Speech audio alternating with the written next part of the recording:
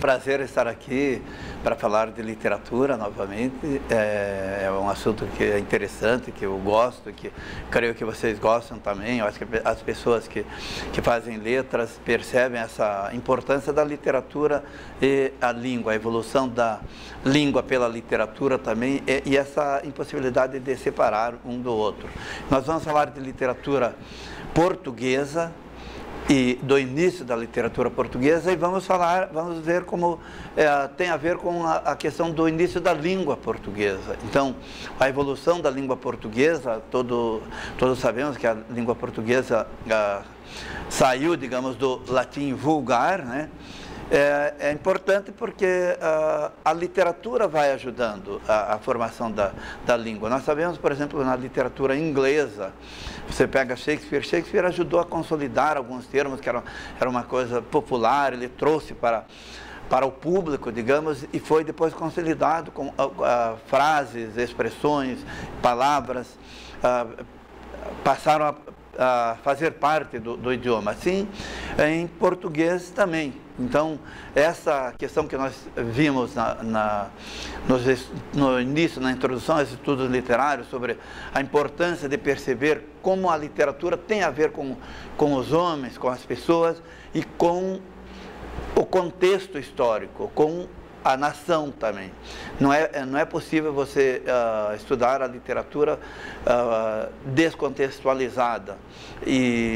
Então, a história dos homens, de certa forma, também faz parte da história da literatura. A história da literatura faz parte da história dos homens e da língua portuguesa.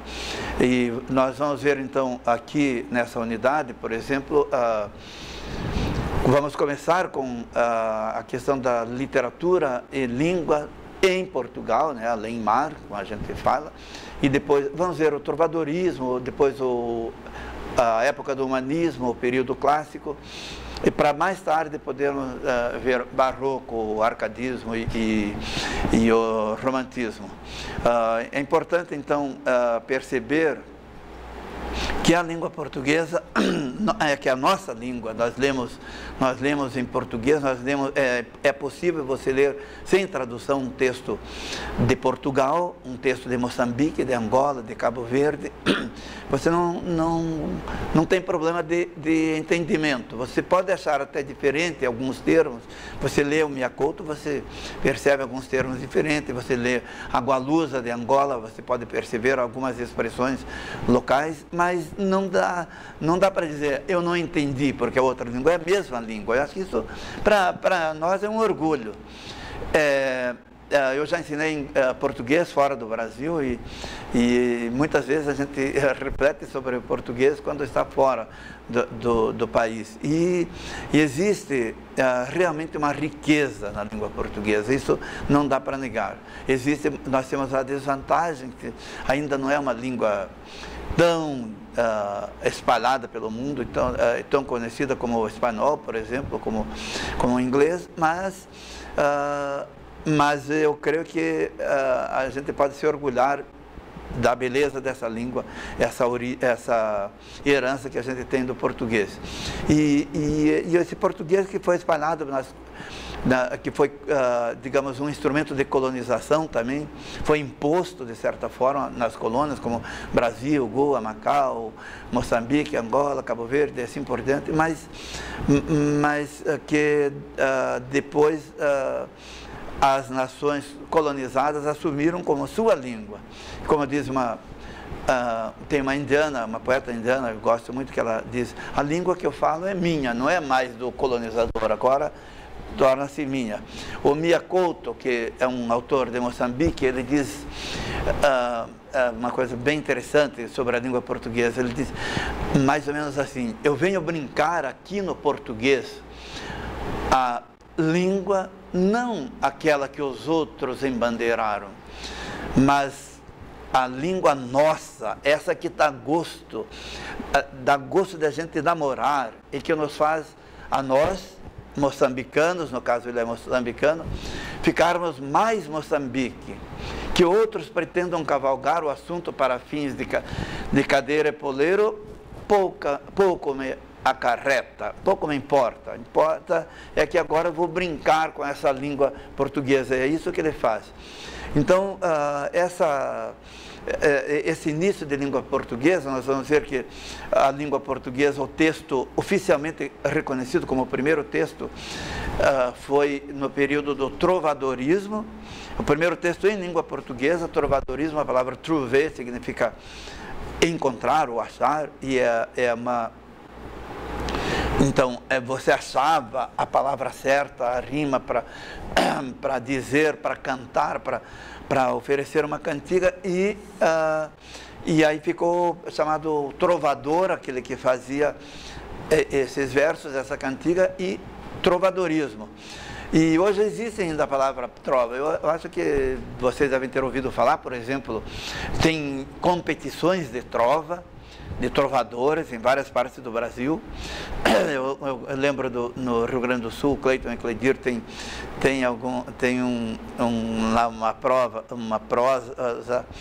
e uma trova que eles fizeram para provar que era melhor que o outro. Então essa trova, ele começa assim: mas que barbaridade que está o entreveiro, quanto mais a gente junta, menos vê a cor do dinheiro. Aí o outro vem e fala. Então é mais ou menos a trova do período medieval em Portugal, era mais ou menos assim, em forma de rima, e um pouco parecido com o repente que a gente tem também no Nordeste. E existe, então, o primeiro texto da língua portuguesa é desse período do trovadorismo, e dizem que foi publicado em 1198. Então é do Paio Soares Traveiroz, e ele faz essa cantiga uma cantiga para uma senhora que tinha o sobrenome de Ribeiro, e ele diz que é a cantiga da Ribeirinha. Vocês têm na apostila, vocês podem ler depois, mas ele fala mais ou menos assim: no mundo não me separei, a mente me for como me vai, caja moiro por vós e ai, minha senhora branca e vermelha, queredes que vos retraia, quando eu vos vi em saia. Então, essas expressões, muitas expressões que nós não conhecemos. A pessoa diz assim, por exemplo, quando vos vi em saia, quando vi na intimidade. Então, ele está, na realidade, dizendo que se apaixonou pela pessoa quando conheceu na intimidade. É chamada, então, Cantiga da Ribeirinha, e é conhecido como o primeiro texto da língua portuguesa, de João Paio Soares Traveiroz. E depois temos, nesse período do trovadorismo, então na Idade Média, ainda nós temos as cantigas de Dom Dinis, cantigas de amor. Eu lembro de uma que ele fala, eu creio que tem na apostila também: um tal homem sei eu, que bem entalhada, que por vós tem essa morte chegada, vede quem é e sede membrada, eu, minha dona. Então, ele está cantando para minha dona, para a senhora dele. E também existiam, além das cantigas líricas, as cantigas de amor, existia também a cantiga de escárnio, ou cantigas de maldizer, que eram as sátiras, né? A sátira, toda sátira, a gente sabe, a sátira tem um alvo que é você quer criticar alguém. Esse alvo pode ser um inimigo pessoal, pode ser um inimigo público. E então existiam também as cantigas de maldizer, ou sátiras, também chamadas cantigas de escárnio. Os cancioneiros, eles registravam essas canções. Hoje existem várias canções, você pode pesquisar no Cancioneiro da Ajuda, Cancioneiro da Biblioteca Nacional, que é bem conhecido, tem Cancioneiro da Vaticana, e assim por diante. E tem um exemplo que vocês podem ver na apostila, um exemplo da cantiga de Dom Dinis, que ele começa: ai, flores do verde pino, se saberes novas do meu amigo, ai, Deus e eu. ai flores de verde ramo. Então, é bom você ver o exemplo, e é sempre bom conhecer os textos. Por isso que eu sempre aconselho esse livro aqui, do Maçô de Moisés, a literatura portuguesa através dos textos, que você vai lendo. Acho que tem que sentir, é muito melhor do que só ouvir ou do que ler sobre o texto, mas conhecer. Existem Airas Nunes também, outro cantador, trovador. Depois, Cantigas do Maldizer, vocês veem ali também na apostila, Pero Garcia Galés, que estava satirizando um trovador, diz: Rui Queimado morreu com amor em seus cantares por Santa Maria, por uma dona que bem queria e por se meter por mais trovador. Então ele está satirizando um outro trovador. O alvo é o trovador, o alvo da crítica ou da sátira. E existem também, vocês têm lá do João Garcia Aguilar, que tem um Ai, Dona Feia, é super famoso esse: Ai, Dona Feia, fostes vós, porque vos nunca louvem meu trobar. Então ele está dizendo que ela reclama porque ela não aparece no trovar, então ele vai agora trovar. Aí ele termina e diz: e vedes qual será a lição, Dona Feia, velha e sandia, quer dizer, sandia doida, louca. Então, ele acaba dizendo: bem, eu vou cantar para você, mas eu vou cantar de um modo satírico, eu vou criticar. E depois nós sabemos que tem a prosa nesse período medieval, as novelas de cavalaria, por exemplo, a gente já conhece sobre os Cavaleiros da Távola Redonda, ou em inglês de Round Table, né? Aí tem histórias por exemplo, do rei Arthur. E antes disso, na antiguidade greco-romana, a gente sabe, por exemplo, que tinha outros textos também nesse estilo. Tem o período carolíngio, que é o período do rei Carlos Magno, e depois o rei Arthur na Inglaterra, que é a Távola Redonda, ou a Round Table, como se fala em inglês. Nós vemos aqui Amadis de Gaula, que também na literatura portuguesa, que é importante porque ele narra um período do cavaleiro perfeito lutando contra monstros, aquela coisa bem de novela de cavalaria. Então, a questão de servir a um rei, de estar fazendo um ato heróico para defender a nação e, principalmente, estando a serviço do mandatário, do rei, no caso. Também tem a historiografia, né, que são as crônicas. Crônicas, a gente sabe, Cronos em grego é tempo, então Cronos conta a história, uma história de um tempo. Livros de linhagem, que hoje a gente poderia dizer aqueles que falam da árvore genealógica da nobreza, né? Então a linha, qual é a linhagem, isso é importante como pesquisa. Então esse período é o período medieval, que é importante ler os textos, chegar e ler os textos, principalmente o primeiro texto, que Paio Soares Traveiroz, e depois aquelas cantigas de Dom Diniz. É importante checar e, inclusive, ler mais para conhecer esse período. Aí nós podemos podemos falar do outro período, que é o humanismo. O que é o humanismo? Qual é a diferença do medieval para o humanismo? Então já volta-se para o homem, não é a questão aquela questão só voltada para cima, para Deus. Tem a nobreza e o cara que serve, o nobre, depois Deus. O humanismo já é uma volta mais para uma atenção mais para o humano, não é só na Idade Média aquela coisa do teocentrismo, tudo girava em torno de Deus. Aqui já tem aquela preocupação mais com o humano. E a aparece, então, aqui a gente vai ter a história, a historiografia, vários cronistas que são importantes para a história de Portugal. Eles chamavam crônicas, por exemplo, crônica de Dom Pedro, tem a crônica de Dom João I, de Dom João II e assim por diante, e a prosa, que era chamada prosa doutrinária. Nesse aspecto, Dom Duarte, que era um leal conselheiro, ele escreveu um texto, inclusive, chamado Leal Conselheiro. Ele faz um tratado, uma espécie de um tratado moral na formação da aristocracia. Então, há temas assim como memória, vontade, vanglória, entendimento. É como se ele estivesse tentando doutrinar, digamos. É chamado prosa doutrinária porque ele faz, é como se fosse um tratado moral.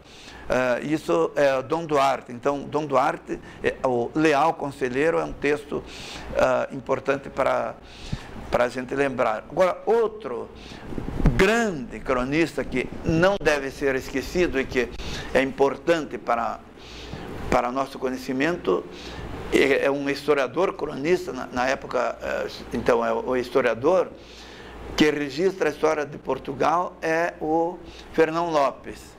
Ele na realidade, eu diria indispensável. Eu aconselho a ler alguns textos dele, a ver a questão na crônica, no caso a história. É fundamental, inclusive, para a gente entender a história de Portugal. E dentro desse período tem a poesia palaciana. A poesia palaciana, que é a poesia palaciana, você lembra do palácio, então a questão do real. E existe um nome que a gente não pode esquecer, que é o Garcia de Rezende. Vocês têm na apostila também. Ele tem 880 composições, de 286 poetas, então ele tem é uma coleção que ele reuniu, é uma coleção chamada Cancioneiro Geral. Esse Cancioneiro Geral reúne 286 poetas, e tem espanhóis no meio também, não só portugueses, e logicamente é super importante para esse período. E essa poesia palaciana, ela já não é mais escrita só para ser cantada, mas é escrita para ser lida também. E tem satíricas, né? Tem sátiras, às vezes muita coisa grotesca. Vocês podem ver na apostila, por exemplo, aquele Diogo Fumaça a uma dama muito gorda, que é bem grotesco. O que é o grotesco? Então, o grotesco que é satirizar mostrando partes do corpo, assim, e como vocês podem ver, as mamas dão pelo ventre, o ventre pelos joelhos, e assim por diante. Então, é um exemplo de grotesco. O grotesco é um instrumento, digamos assim, para satirizar, um instrumento de ataque com palavras. E um exemplo de Garcia de Rezende que é importante é Trovas a Morte de Inês de Castro, que depois Camões, Inês de Castro vai aparecer em muitos outros textos, inclusive Camões, que é a Inês de Castro. A gente sabe, ela casou com um príncipe, mas conviveu com o príncipe, teve filhos, mas o rei queria que ele casasse com outra pessoa da nobreza. Aí teve um escândalo e tudo, no final ela foi morta. E eu acho que vocês têm na apostila, ele vai dizer: senhores, se algum senhor vos quiser bem o servir, quem tomar tal servidor, eu lhe quero descobrir, e galardão de amor por sua mercê saber, veja que fez esta dama, se estas trovas quereis ler. Então, as trovas para dama, que é a dona Inês de Castro. Qual será o coração tão cru e sem piedade? Então, ela vai falar de uma figura histórica em Portugal, que foi vítima, na época, ela, digamos, escandalizou por não ser da corte, não ser da nobreza, e ter tido filhos com um príncipe. E eu aconselho a ler a história, inclusive, de Dona Inês de Castro, vale a pena. Depois tem outro exemplo de poesia palaciana, que é do João Ruiz de Castelo Branco, que tem uma famosa que diz: cantiga sua partindo-se, senhora, partem tão tristes. Senhora, partem tão tristes meus olhos por vós, meu bem, que nunca tão tristes vistes, outros por nenhum, por outros nenhum por ninguém. Então é uma poesia, um exemplo de poesia palaciana. E depois disso, então a gente vai ver o classicismo como grande, indispensável, que todo mundo conhece, Luiz Vaz de Camões. Eu acho que o início da obra de Camões, muita gente sabe de cor: as armas e os barões assinalados, que o da ocidental praia lusitana, por mares nunca dantes navegados. As pessoas repetem sempre. Então, é o grande Camões, que é do período clássico, e que escreveu Lusíadas, e famoso por vários sonetos, aquele famoso, por exemplo: amor é fogo que arde sem se ver, é ferida que dói e não se sente, é um contentamento descontente, é dor que desatina sem doer.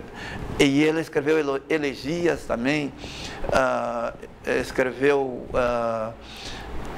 outras formas de poemas, além de sonetos, né? E depois tem outros clássicos, como Antônio Ferreira, Diogo Bernardes, e tem no teatro Gil Vicente, que é impossível a gente não citar, né? Faleceu em 1536, os autos do Gil Vicente, Alto da Barca do Inferno, por exemplo. Então, são autos que eram, na realidade, feitos, tem a ver com a igreja, os autos, e sempre tem também uma moral. Eu aconselho a ler, ao menos, o Alto da Barca do Inferno, de Gil Vicente. Ele está nesse período da passagem da Idade Média para o classicismo, para o clássico. Então, esse período clássico já é muito mais empolgante, também é muito mais conhecido. No mundo inteiro, quando você conversa com pessoas, pergunta sobre literatura portuguesa, as pessoas dizem: eu conheço Camões. Então, é realmente indispensável que a gente conheça. Muito bem, então, como eu falei, Camões, que nasceu em 1580 e faleceu em 1756, ele é um indispensável. Outros literatos, outros autores desse período, como Padre Manuel Bernardes, eles já são do período chamado barroco, como o Antônio Vieira. Então, barroco a gente vai estudar, vamos retomar esse assunto na nossa próxima sessão. Agora, não passem adiante sem ler alguma coisa do Camões. E mais cedo ou mais tarde, eu sei que vocês vão conhecer os Lusíadas, ler os Lusíadas, sentir o gosto dessa obra que é tão falada, tão citada, tão repetida por muita gente. Certo, a gente retorna depois então com o barroco.